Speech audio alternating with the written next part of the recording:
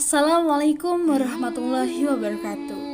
Kami dari kelompok 5 mata kuliah Tafsir Pendidikan yang beranggotakan Happy Laila Suci, Himatul Aliyah, dan Dimas Hakimul Makrum akan menyampaikan materi tentang subjek pendidikan.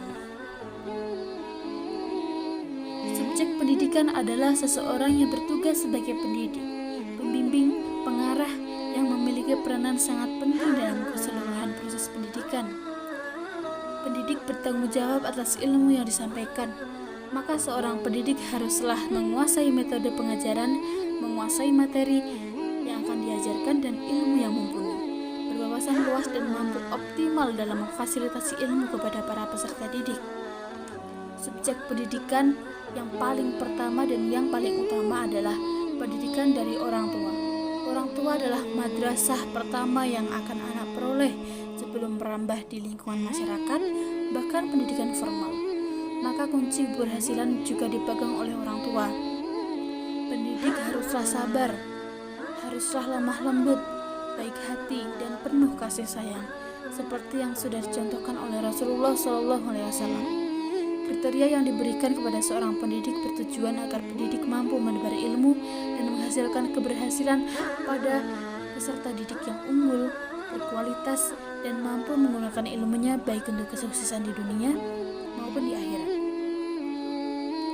Pada Quran Surah Al-Imran ayat 18 dijelaskan tentang keutamaan orang berilmu. Orang berilmu memiliki pribadi yang mempunyai karakter kuat dan bijaksana. Allah menempatkan orang berilmu bersama malaikat dan para kesaksian. Semakin seseorang tinggi ilmunya, maka semakin kuat pula keyakinan atas kesaksiannya tersebut. Kewajiban menuntut ilmu dalam Islam tidak terbatas ruang dan waktu, dari mulai lahir sampai liang lahat. Satu pesan sahabat Ali radhiyallahu anhu tentang orang berilmu. Orang berilmu lebih utama daripada orang berpuasa, orang sholat, dan orang berjihad. Pada Quran Surah An-Nahl ayat 78 dijelaskan proses penciptaan manusia, sejak bertemunya sel sperma dan sel telur sampai menjadi manusia yang membawa sifat-sifat kedua orang tua dan leluhurnya. Sewaktu masih dalam rahim, Allah menganugerahkan potensi bakat dan kemampuan seperti berpikir, mengindra, dan lain sebagainya. Setelah manusia lahir, dengan hidayah Allah, segala potensi dan bakat itu berkembang.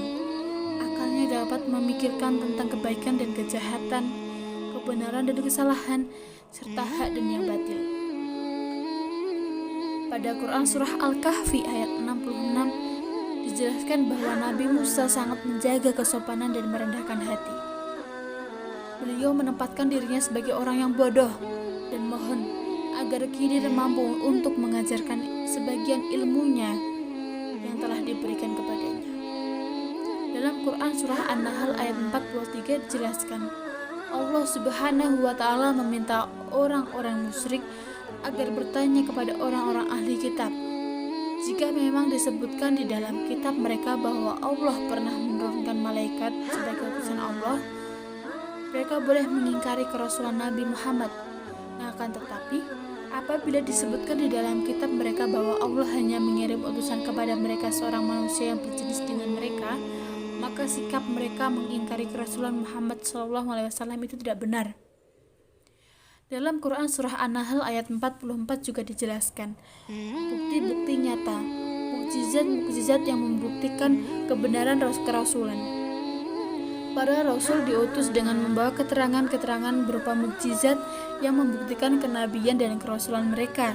Dan sebagian dari mereka membawa kitab-kitab yang berisi hukum, nasihat, dan aturan yang menjadi pedoman bagi kehidupan kaumnya. Ayat ini juga menerangkan bahwa Allah menurunkan Al-Quran kepada Nabi Muhammad SAW berupa beliau agar menjelaskan kepada manusia mengenai ajaran, perintah, larangan, dan aturan hidup yang harus mereka perhatikan dan amalkan. Demikian yang dapat kami sampaikan. Apabila terdapat salah kurangnya, kami mohon maaf yang setulus-tulusnya.